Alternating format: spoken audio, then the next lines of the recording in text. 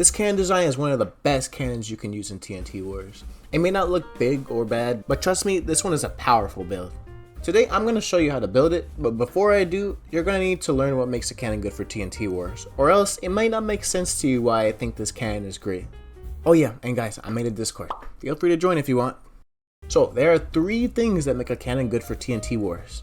Number 1 is speed.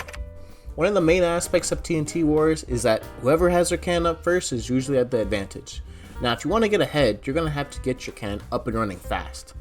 Now of course, the speed at which you build a cannon is dependent on skill, but if you choose to build a really big cannon, it doesn't matter how good you are at building. You're going to have to take some time to put it together. Now, given a situation when your enemy is giving you plenty of time to build, feel free to just build that cannon that you know is going to blow up the entire map. But be careful, because all it can take is for you to get fired at once, and it's all down the drain. Alright, moving on to number 2, coverage. Let's say you got your cannon in mind, and you can build it super fast. Alright, it's done.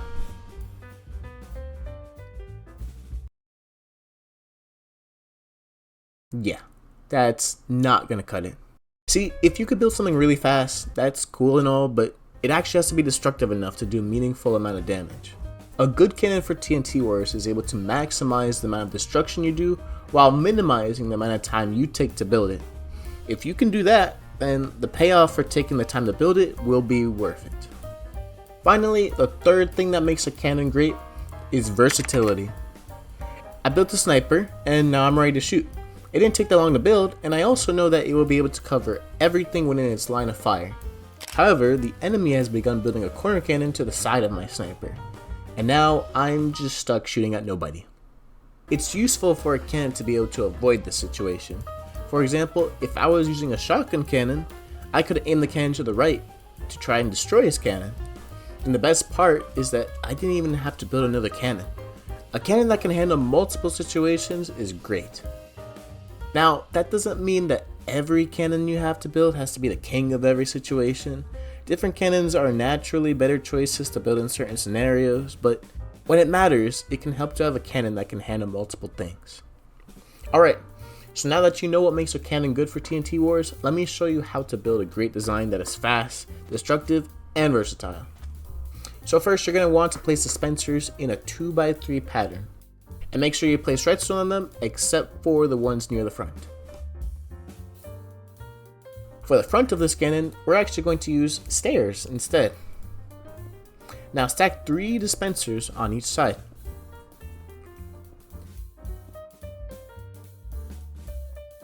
Now let's move around to the front.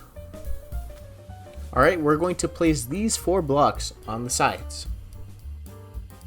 Now place redstone on these blocks and between these blocks. Finally, don't forget your water and place a lever here and here. And you're done. Okay, to fire this cannon, it's going to be a little complicated at first, so pay attention. First, activate the back.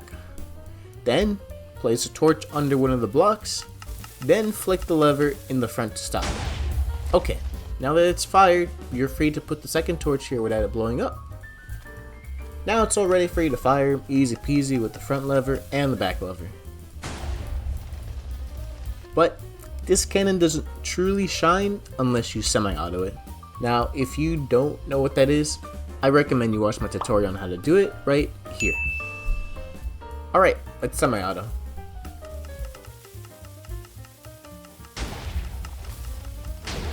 And, as you can see, that is going to do some great destruction to anyone in front of you. Now yes, this cannon is certainly quick to build, and it covers a pretty decent area, but what I really want to talk to you about is its versatility. There are so many different ways you can adjust the water for the back of the cannon to change the way it shoots. I didn't even bother to count them all.